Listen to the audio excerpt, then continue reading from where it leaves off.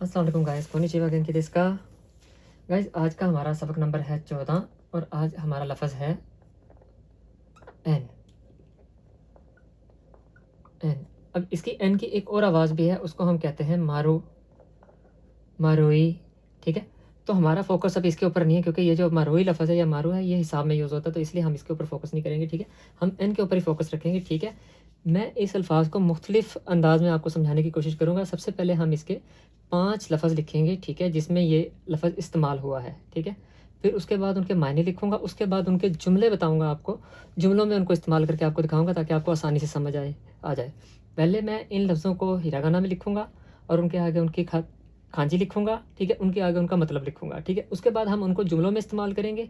पहले हिरागाना में लिखे जाएँगे जुमले, फिर उसके बाद खांजी में लिखे जाएँगे, क्योंकि आप जानते हैं, मैं कई बार आपको पहले भी बता चुका हूँ कि जापान में खांजी ही हर जगह पे होती है इस्तेमाल। ठीक है, तो खांजी का आपके लिए और मेरे लिए जानना बहुत ज़रूरी है। ठीक है, तो चलिए अब शुरू करते हैं। ठीक है, आज का पहला लफ्ज़ इससे रिलेटेड जो है, ठीक है, पहला लफ्ज़ है एन के ई। एन के ई। एन के ई का मतलब है गोल शक्ल। किसी भी चीज़ के ऊपर हमें गोल शक्ल बनानी है तो उसका मतलब होगा एन के ई। एन के ई लफ्ज़ लिखा जाएगा तो इसका मतलब है, एन के ई का मतलब है गोल। ठीक है, खांजी में इसको हम ऐसे लिखेंगे, एन के ई। ठीक है, इसका मतलब है गोल शक्ल। ठीक है, अब इस चीज़ को समझाने के लिए और आसानी से, यानी कि ना किसी भी चीज़ का, यानी कि समझ लीजिए कि जैसे एन के का मतलब जैसे गोल शक्ल की मेज़ हो। ठीक है, मैं उसी को फ़िक्रे में आपको इस्तेमाल करके बताऊंगा कि गोल शक्ल क्यों है ये। ठीक है, अब इसी का दूसरा लफ्ज़ है एन कत्स। ठीक है, एन कत्स का मतलब है आसानी, यानी कि कोई भी चीज़ आसानी से होने वाली। ठीक है, उसको भी जुमले में इस्तेमाल करके बताऊँगा ताकि आपको आसानी से समझ आ जाए। एन कत्स। ठीक है, एन एन कत्स। ओके, आसानी से होने वाली चीज़ को कहते हैं, यानी कि आसानी से हम ले लेते हैं यहाँ पे, आसानी से। ठीक है, तो अब इसका तीसरा लफ्ज़ जो था, ठीक है, वो था एन शू। ठीक है, एन शू, एन शू, एन शू। अब हम लिखेंगे खांजी में एन शू। एन शू का मतलब ये है कि जैसे गोल नापने वाले, घेरा नापना। ठीक है, एन शू, घेरा नापना। ये उस जगह पे इस्तेमाल होगा लफ्ज़ जहाँ पे गोल दायरा लगा हुआ है। ठीक है, तो आपने उसका घेर नापना है। ठीक है, यानी कि दायरे का घेर जो होगा उसको आप कहेंगे एन शू। हम लिखते हैं दायरे का घेर। ठीक है, फिर इसके बाद हमारा लफ्ज़ था एन मान। एन मान याद रखिएगा, एन मान, एन मान। ठीक है, एन मान, ये वो वाला मान नहीं जो आप समझ रहे हैं। ठीक है, मैं अभी बताता हूँ, इसको जुमले में इस्तेमाल करके बताऊँगा। एन मान, एन मान का मतलब है खुशगवार, यानी कि मसला हल हो जाना या खुशगवारी से, यानी कि किसी भी मसले में। ये भी आपको फ़िक्रे में इस्तेमाल करके बताऊँगा तो इस लफ्ज़ का मतलब आपको आसानी से समझ आ जाएगा। ठीक है, एन मान का मतलब है खुशगवार, लिखते हैं हम यहाँ पे। ठीक है, खुशगवार। अब ये लफ्ज़ था एन मान। ठीक है, अब मान एन, जो आप मान समझ रहे हैं वो ये वाला है। ठीक है, ये मान एन, मान एन मतलब 10,000। अब ये देखें, खांजी में यही चीज़ सबसे ज़्यादा इंपॉर्टेंट होती है कि लफ्ज़ों को समझना, कौन सा लफ्ज़ कहाँ पे बोला जाएगा। अब मन आन, एन मन और मन एन, इनको देखें, दोनों को अगर देखें तो बोलने में तो एक जैसे, यानी कि सिर्फ उल्टा किया गया तो मतलब तो यानी कि वही निकलना चाहिए, लेकिन यहाँ पे थोड़ा सा मतलब चेंज है। ठीक है, अब इन्हीं लफ्ज़ों को हम फ़िक्रों में इस्तेमाल करेंगे। पहले हम हिरागाना लिखेंगे, यानी कि पहले हम उसका उर्दू तर्जमा लिखेंगे, फिर उसके बाद उसका हिरागाना लिखेंगे, फिर उसके बाद उसकी खांजी लिखेंगे। ठीक है, तो आप इनको नोट कर लें अपने पास ताकि आने वाले टाइम पे आपके लिए आसानी हो। ठीक है, और एन जो लफ्ज़ है ये यहाँ पे जो जापानीज़ करेंसी है ना उसके लिए इस्तेमाल होता है। ठीक है, हम उर्दू में येन कहते हैं, लेकिन यहाँ पे एन येन ये दोनों लफ्ज़ इस्तेमाल होते हैं। एन भी बोला जाता है, येन भी बोला जाता है। ठीक है, जी गाइस, सबसे पहला हमारा लफ्ज़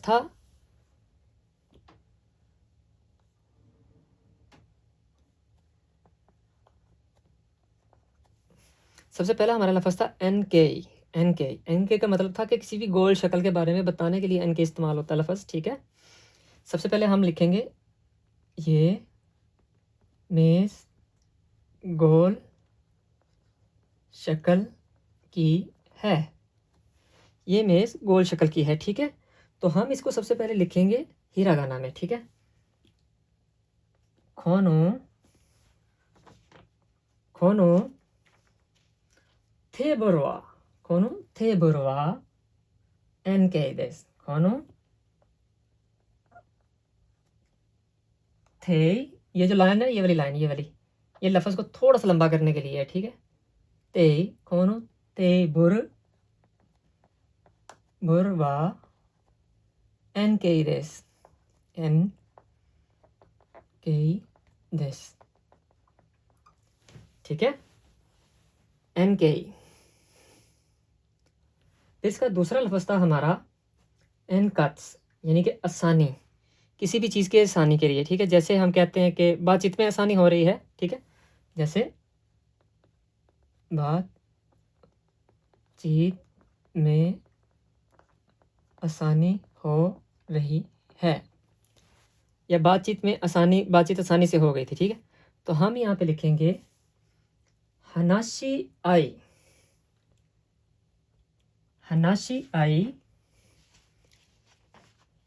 आई वा एनकट्स देस।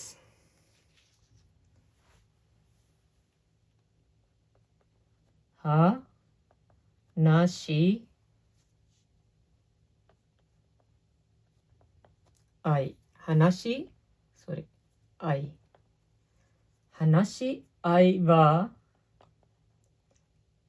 एनकट्स देस।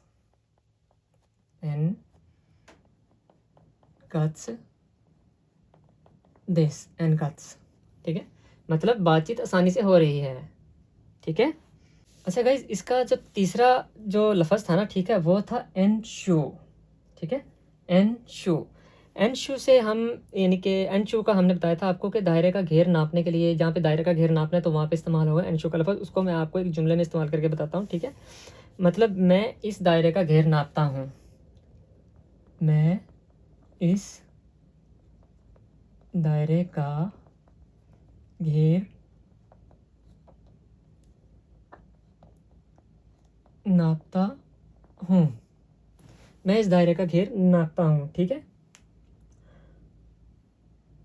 खोनो एन नोवा, एन, जैसे मैंने आपको बताया था कि एन का मतलब यहाँ पे एन है ना, गोल, ठीक है। अब यहाँ पे लिखा है मैं इस दायरे को हम एन ही लिखेंगे, ठीक है, क्योंकि इसका मतलब दायरा भी है। लेकिन उसको देखा जाए तो दूसरी जगह में दायरे को मारोही कहते हैं, वो आगे जाके आपको समझाऊंगा, ठीक है। तो हमने यहाँ पे लिखा है मैं इस दायरे का घेर नापता हूँ, तो खोनो एन नो खोनो एन नो एन शू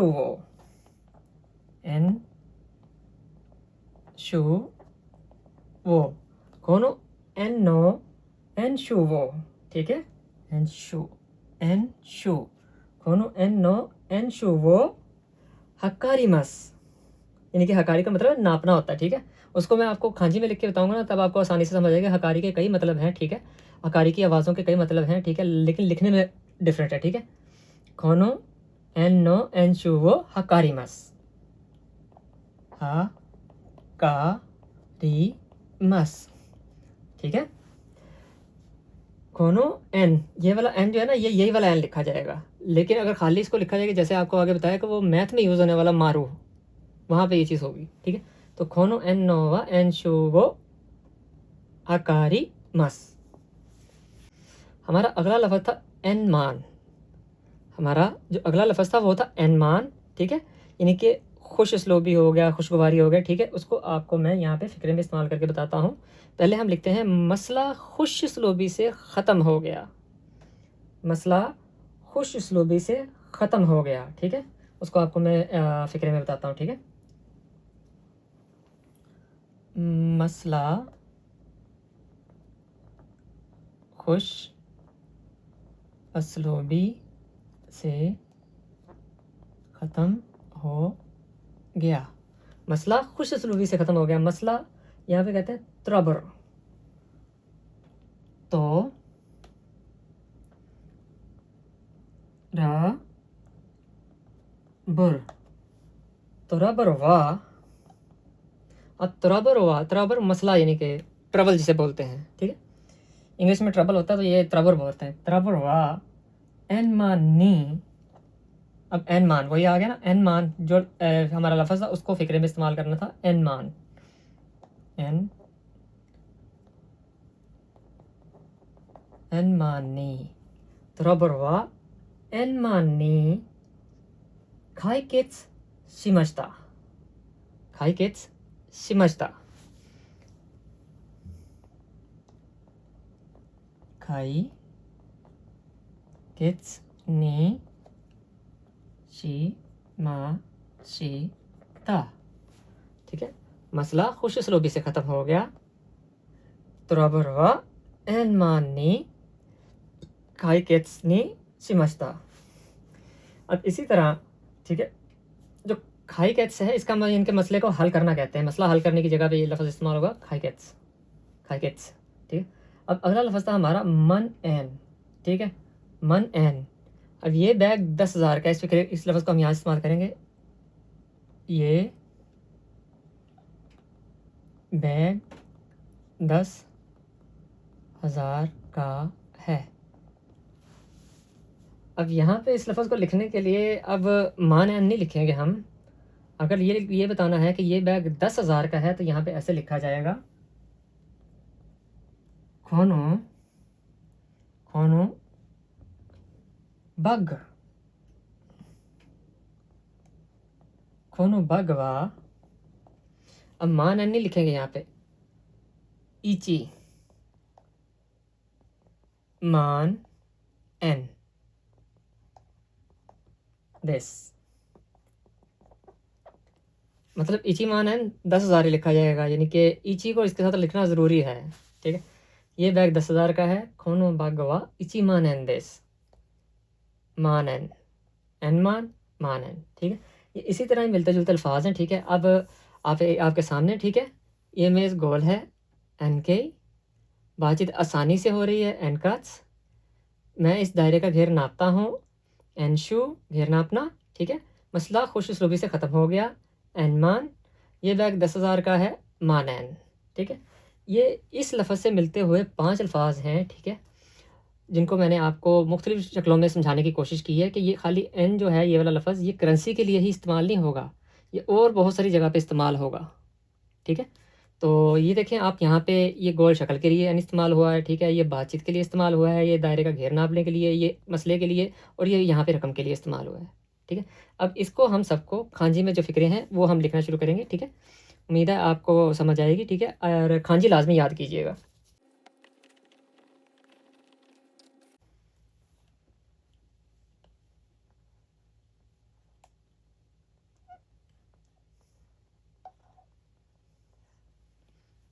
एन,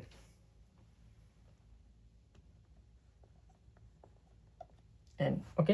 हमारा पहला लफ्ज़ था ये मेज़ गोल शक्ल की है, उसको खांजी में लिखना है अब हमें, ठीक है।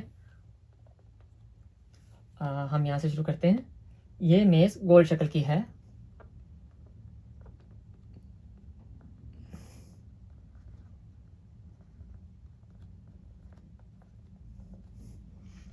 ये मेज़ गोल शक्ल की है।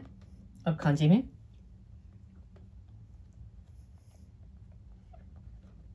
कोनो टेबल वा एन के दिस, एन के दिस। जल्दी से लिखने के लिए माजरत चाहता हूँ ताकि आपके पास छोटी वीडियो पहुँचे ताकि आप ज़्यादा से ज़्यादा देख सकें और समझ सकें। हमारा दूसरा लफ्ज़ था बातचीत आसानी से हो रही है, बातचीत आसानी से हो रही है। ठीक है, तो हमारा था हानाशी आई वा एनकात्सु देस। हानाशी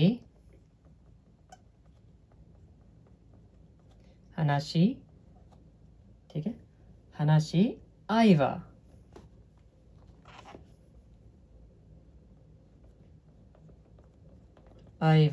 हानाशी आई वा एनकात्सु देस।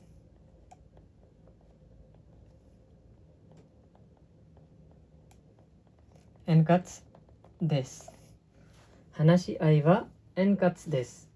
तीसरा लफ्ज़ था हमारा तीसरा जुमला था हमारा, मैं इस दायरे का घेर नापता हूँ। मैं इस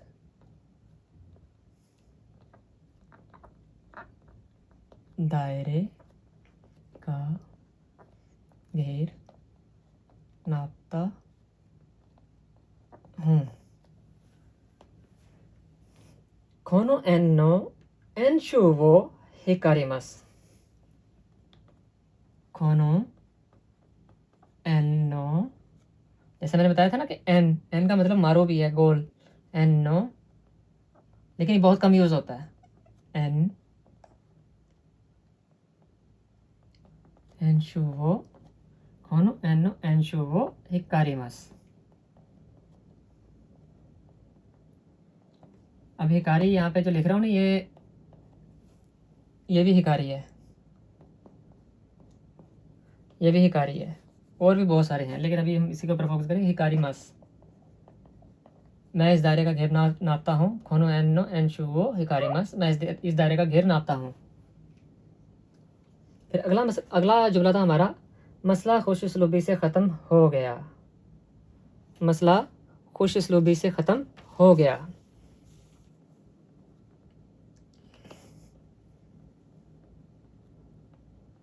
खुश उसलूबी से ख़त्म हो गया। मसला खुश उसलूबी से ख़त्म हो गया। थोराबर वा, थोराबर,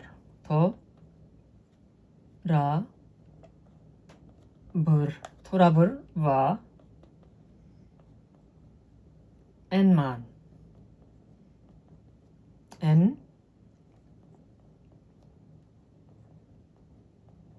एनमान, सॉरी,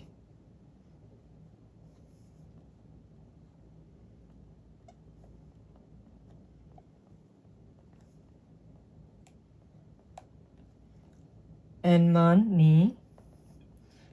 नी काइसेत्सु शिमाशिता। काइसेत्सु शिमाशिता।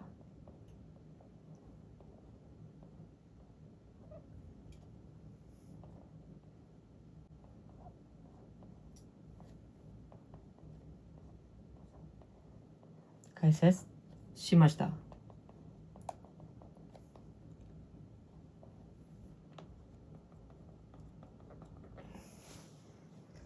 अब अगला जुमला था हमारा, ये बैग 10,000 का है।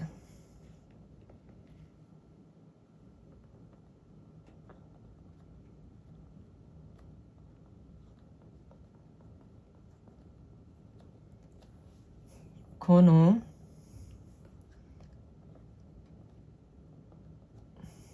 बग वा इचिमान